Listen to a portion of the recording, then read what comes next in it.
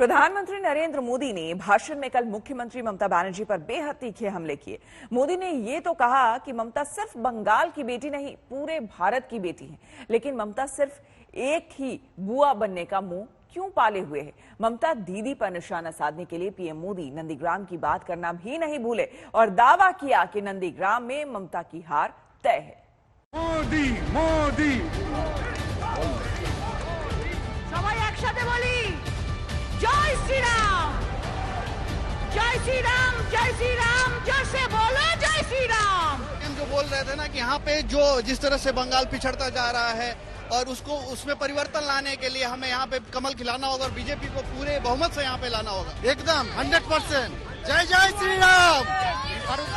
इस बार एकदम पूरा 200 पार और नौजवान के लिए मोदी जी बहुत सारा रोजगार का योजना आने वाला है, उसके लिए हम पूरा तैयार हैं। तो हमारा सोनार बांग्ला होने ही है, होने ही है, होने ही है। मोदी जी आ गया है, सोनार बांग्ला हमारा शुरू हो गया है। बंगाल में कहते हैं कि कोलकाता का ब्रिगेड ग्राउंड जिसका, बंगाल उसका। मोदी मोदी मोदी मोदी मोदी मोदी। इसीलिए जब चुनाव के ऐलान के बाद प्रधानमंत्री नरेंद्र मोदी की पहली रैली हुई, बीजेपी ने अपना कोई जोर लगाना बाकी नहीं छोड़ा और प्रधानमंत्री नरेंद्र मोदी के निशाने पर आई मुख्यमंत्री ममता बनर्जी। ममता को पूरा बंगाल दीदी कहता है, लेकिन बीजेपी बुआ कहती है। रैली में प्रधानमंत्री ने हमला किया कि ममता बुआ बनी तो पूरे बंगाल की क्यों नहीं बनी, भाई भतीजावाद में क्यों फंस गई। बंगाल ने आपको दीदी की भूमिका में चुना था, लेकिन आपने खुद को एक ही भतीजे की बुआ तक सीमित क्यों कर दिया। बंगाल के लाखों भतीजे भतीजियों की आशाओं के बजाय आप अपने भतीजे का लालच पूरा करने में क्यों लग गई। प्रधानमंत्री इतने पर ही नहीं रुके, उन्होंने दावा किया कि ये वो ममता बनर्जी नहीं जिन्होंने लेफ्ट के खिलाफ संघर्ष किया था। ये वो दीदी नहीं है जिन्होंने वामपंथ के अत्याचार के विरुद्ध आवाज उठाई थी। दीदी पर अब उनका अपना भी बस नहीं है। दीदी का रिमोट कंट्रोल अब कहीं और है। इसलिए वो ऐसी बातें कर रही है जो बंगाल की मूल सोच के विरुद्ध है, जो बंगाल की परंपरा के विरुद्ध है। बंगाल की दीदी के खिलाफ पीएम मोदी जब हुंकार भर रहे थे तो जिक्र नंदीग्राम का भी आया, उस नंदीग्राम का जिसके आंदोलन के बूते ममता ने लेफ्ट का 34 साल का शासन उखाड़ फेंका था। लेकिन अब वही नंदीग्राम बंगाल की लड़ाई का कुरुक्षेत्र बन गया है। सबसे बड़ा मंच न सिर्फ ये दिखाने के लिए कि हमारी ताकत कितनी है, बल्कि तृणमूल से छिटककर कितने नेता यहाँ पर आए हैं और इस मंच पर शुभेंदु अधिकारी का रहना, उनका संबोधन, यहाँ की जनता का उसके जवाब में उत्साह, ये सारी चीजें इस बात को साबित करने के लिए भी रही कि नंदीग्राम में किस तरह की तस्वीर सामने आ सकती है। उसका एक छोटा सा नमूना यहाँ उस उत्साह के साथ पेश करने का प्रयास भी था। कुछ दिन पहले जब आपने स्कूटी संभाली,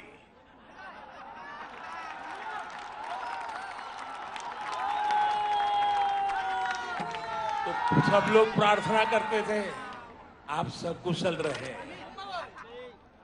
आपको चोट न लग जाए। जब आपकी स्कूटी भवानीपुर जाने के बाद बदल नंदीग्राम की तरफ मुड़ गई,